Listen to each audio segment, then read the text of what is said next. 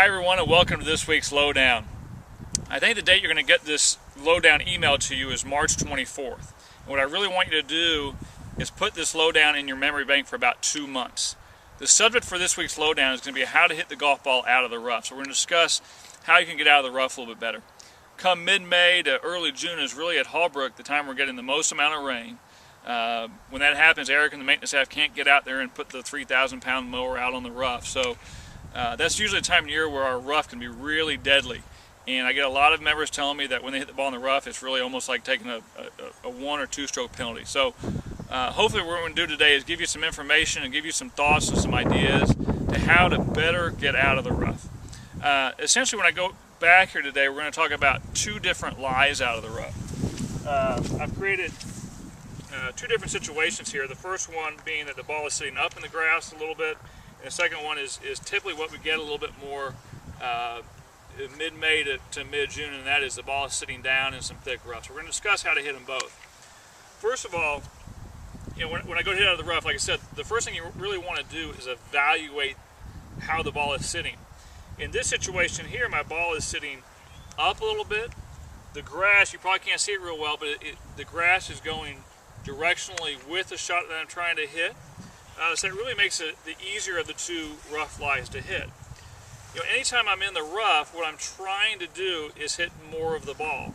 Meaning, as the club comes down to hit the ball, there's going to be grass that gets in the way.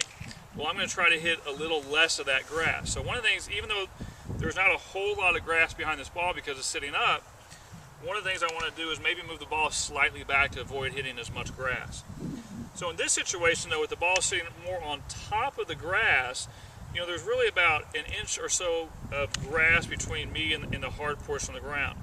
So one of the things I want to make sure of is that I'm not really hitting downward on this golf ball a whole lot. I want to feel like I'm sweeping this golf ball a little bit more. Anytime we hit down on the golf ball, we're going to compress the golf ball into the ground. Well, if I have about an inch of grass sitting between the ball and the hard portion of the ground, the solid portion of the ground, there's nothing to compress it against. So I'm not going to hit that ball as solidly as I like to do. So this shot to me is a little bit like a fairway bunker in the sense that I want to put the ball back a little bit because I want to try to hit as much ball first as I can. But I'm also going to be fairly shallow or trying to sweep the grass a little bit. And that's so that I'm not going to compress the golf ball into the ground or against nothing here.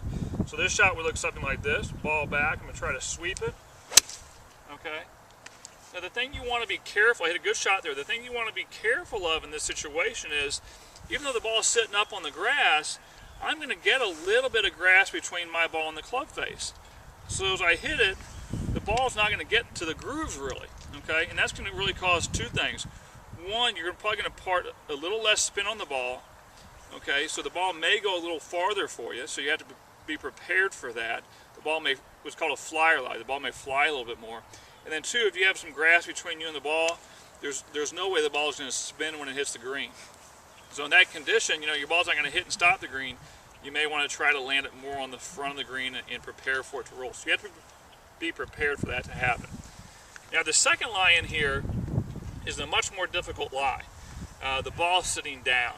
And this is the one that I hear a lot of members say this is a 1 or 2 stroke penalty when you go to hit a ball in this kind of situation. And first of all, understand that if it's on a par 4 and I want to hit the ball out there, let's say I'm 165 yards to the hole, if it's sitting really far down, it simply might not be possible for me to hit that ball that distance. But I'm going to try to get out there and as close to the hole as I possibly can. So when the ball is sitting down like this, there's a lot of grass between the ball here represented by this hand. There's a lot of grass represented by my glove hand. So as I'm coming down, what I'm going to try to do is just try to avoid as much grass as possible. Because as I'm swinging, I'm not strong enough to negotiate all this grass right here. Right here as my club's coming down, there's 6 to 8 inches of grass between me and the ball. The ball's going to go 1.5 feet if I try to negotiate that amount of grass. Because by the time I get to the ball, the grass is going to act almost like a buffer, so it's going to really stop the club. So in this situation, again, I'm going to put the ball maybe even a little farther back. Now I'm getting it back close to my right foot. I'm really going to get my hands and my weight really far forward, okay? Because what I'm going to try to do is I want a much more up and down, chopping, more steep of a stroke. Because if I do that, instead of getting 8 inches of grass, I'm more likely to get only maybe an inch of grass between me and the ball, and therefore I can get more club and more energy onto that golf ball. So the stroke's going to look similar to this. I'm going to, pick the club up a little bit, hinge my wrist, try to turn and get my hands in front so the club is coming down steeper. So now it's only going to hit maybe half to an inch, maybe inch and a half behind the ball as it comes in. So I'm going to get less grass between me and the ball. The second thing I want to do, I'll also maybe open up the face a little bit. Because when you come in and hit grass, the club comes in like this, and as soon as it hits the grass, the club face starts to turn. So a lot of people, when they don't prepare themselves well out of the rough, the ball just goes low left on them and doesn't go but maybe 10 to 15 yards, doesn't even get out of the rough sometimes. So you want to have a lot of loft or have an open face when you hit out of this. So you have an open face and the ball comes and hits the grass, well, maybe it just turns to square then, or maybe even a little bit open won't hurt you. Then the ball's going to go out with a decent amount of loft. Third thing is understand that even though I may be 180, 190 yards out, a 3-iron or a 4-iron may not even work. A 3 or 4 iron is naturally a little farther away from it. It's a longer club and farther away from the club head. That makes me naturally a little flatter. It's harder to hit down on those kind of shots. So a 3 and 4 iron has such little loft on them. They're so long that if the grass grabs them quickly, they have no loft on them by the time you hit the golf ball. So they may just go right there. So what you'll find is if it's in a really bad lie, really thick lie, an 8-iron, 9-iron is going to go a lot farther than a 3 and 4 iron will because it's shorter, you can hit down on it more, the face has more loft on it. So when it gets really, really far down there, you have to go up and club, 8-iron, 9-iron, pitching wedge to hit them out any kind of distance at all. So again, I'm going to open up the face a little bit. My hands, my weight is forward here. The club's going to be very steep. It's going to look something like this. Okay, I actually hit that on a low flight. I took a lot of divot out after the golf ball. Is exactly what I want to do. The ball was sitting here. I hit down on it. I hit into the ground. I hit an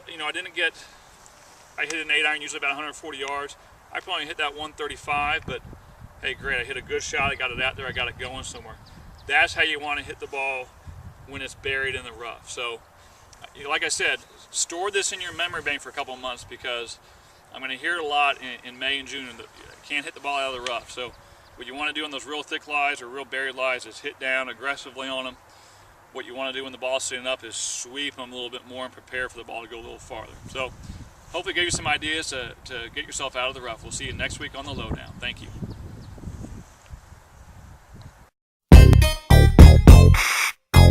May I have your attention, please?